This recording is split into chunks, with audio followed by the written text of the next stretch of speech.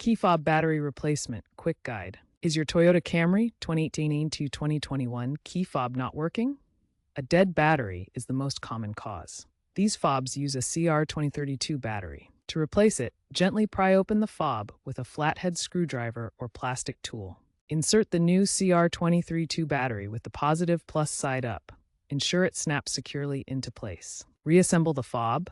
Test the buttons within 5 to 10 feet of your Camry. If it still doesn't work, you may need to reprogram the fob, covered in Section 2. Remember, extreme temperatures and frequent use of features like remote start can shorten battery life to 2 to 3 years or less. Use genuine Toyota parts to avoid compatibility issues.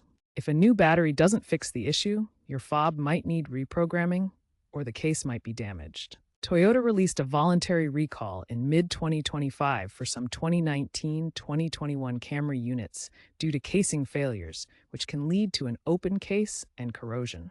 Check if your vehicle is affected and eligible for a free repair at a dealership.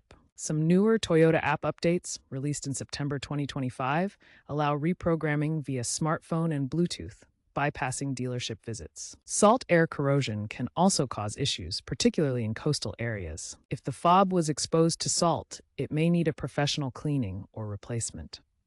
Note that aftermarket apps are available for remote diagnostics and may improve fob life, but are not officially supported by Toyota.